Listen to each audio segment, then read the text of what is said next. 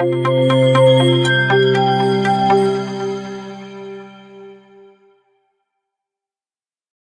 and welcome back. We are looking at the Singleton design tutor. I hope you are enjoying our videos and our lessons on ivtutor.com. So we want to look at Singleton design pattern, which is one of the easiest design patterns to follow and to apply. Basically, you use this design pattern whenever you want to restrict the number of instances.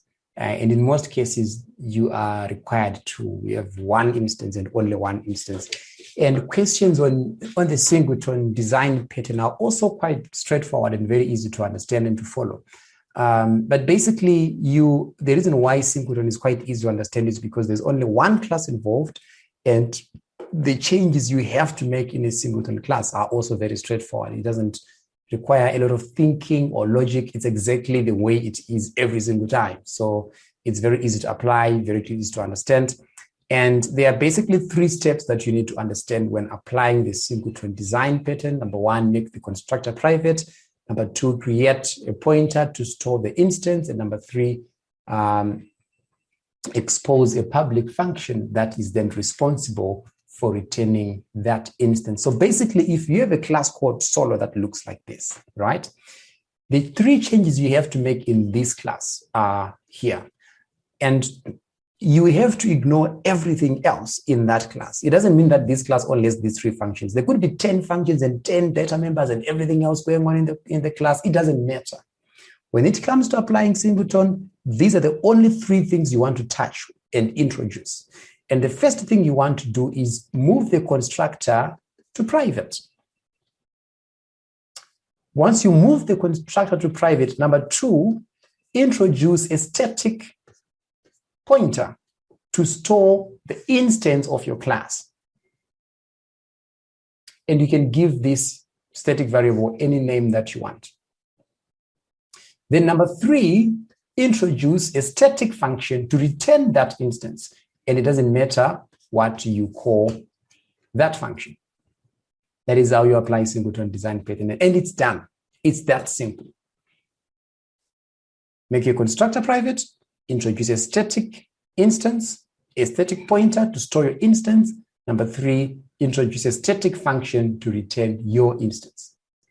Now, as simple as it sounds, let's talk about a few more things so that what we are doing here makes sense.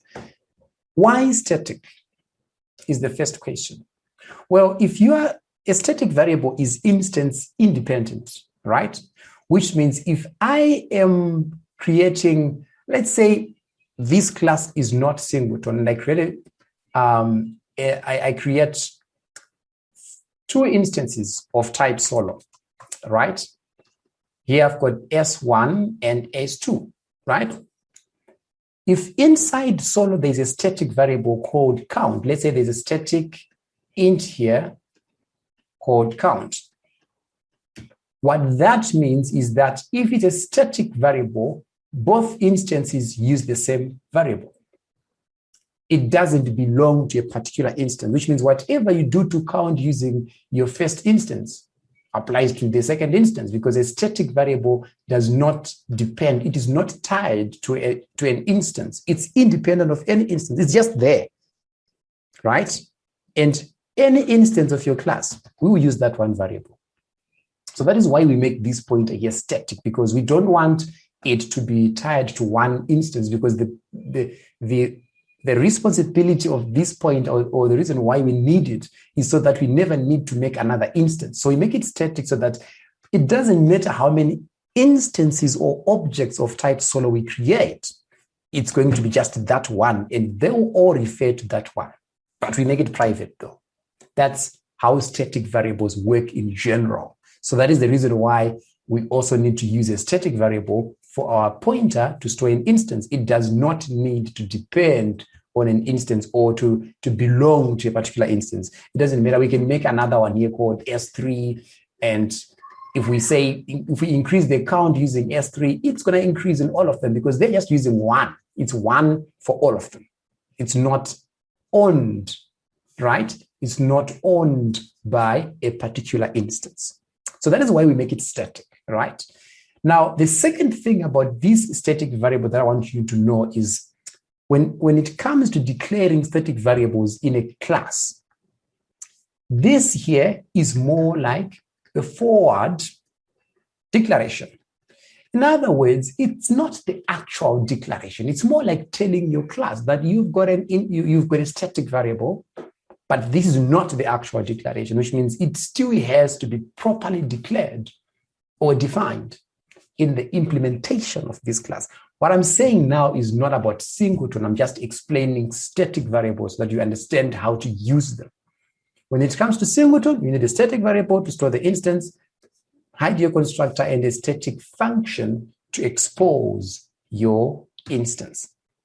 So the reason why this is static is number one, because it must be instance independent. It must not be owned by a particular instance. It must not belong to an instance, because we are using it to store that one instance that must be used everywhere else.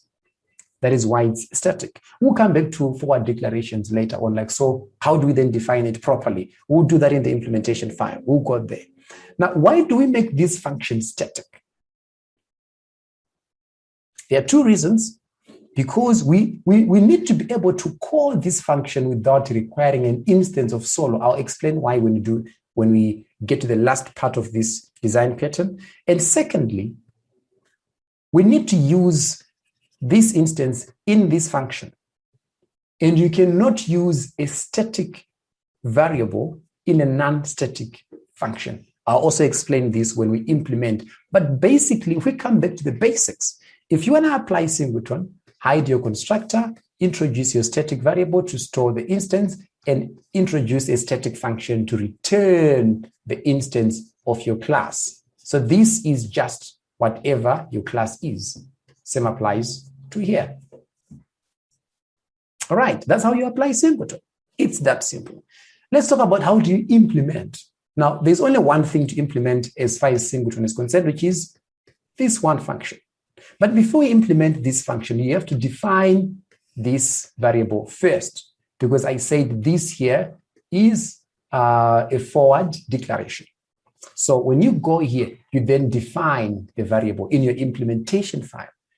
And declaring or defining this variable is exactly the same as you do with everything else. It's a variable of type solo, it's a solo pointer, and it's called only instance. Here we are defining or we are declaring and initializing. But as you know, inside your implementation file, you must always prefix everything with the name of the class, like we do with your constructor.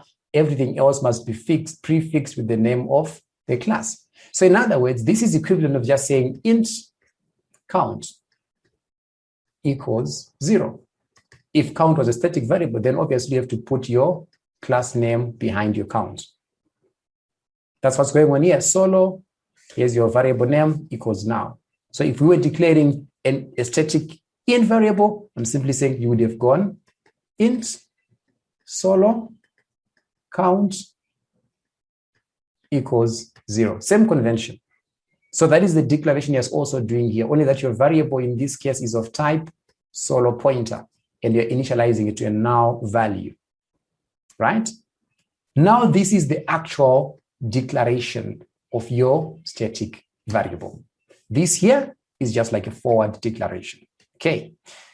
The next thing you want to implement is your constructor. You don't implement. It's exactly as it should be in your class. You don't touch it as part of Singleton. Nothing changes to it. So I'm just crossing it out, like it's not part of a thing or an extra thing we have to do. No, you don't touch it. You have to implement your get instance function. And the logic in this function will never change. It will always be like this. You check if your instance variable has been initialized yet. If it has not, you then initialize it by giving it a new instance of type solo, right? New solo. And then you return it. If it has been initialized, it's going to say if it's equal to now, no, it's not. It will skip this part and it will just return that instance. So there's no need for an else, because you're saying if it's not initialized, initialize it. But regardless, you are going to return it. So that is the logic here. Now, in here, only instance is a static variable. You cannot use a static variable in a non-static function. So that is one of the reasons why this has to be static. Reason number one, you cannot use only instance, which is a static variable, inside a non-static function, right? That's reason number one. And we've seen that we've done it here. You can not use a static variable in a non-static function. So reason number one has been explained, and now you understand why. Okay. So basically, that's how you convert a class to Singleton, and that's how you implement the class once it is Singleton.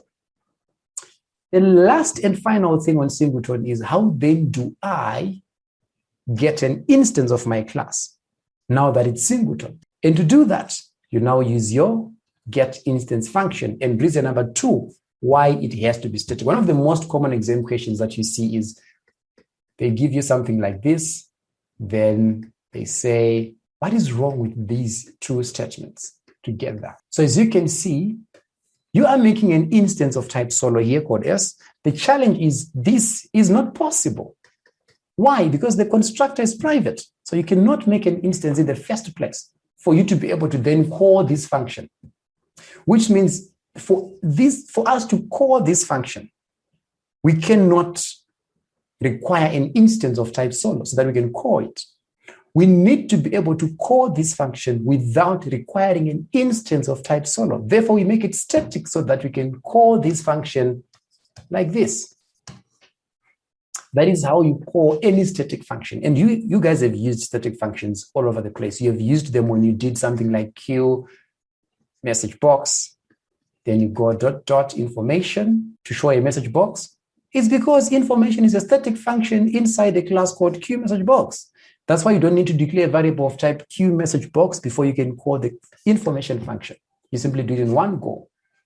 That's an example of a static function. Or whenever you want to get the current date, and then you go qdet ... current date. Current date is a static function inside qdate. That's how you call it. So these are examples of some of the static functions you may have used before without knowing why am I doing it this way. If it's a static function, you don't require an instance to call it. You simply do it directly on the class. And this is reason number two, why this function must be static, because we need to be able to call it without requiring an instance of type solo, requiring an instance of solo. So this gives you two reasons why your get instance function has to be static. One reason why your solo pointer has to be static.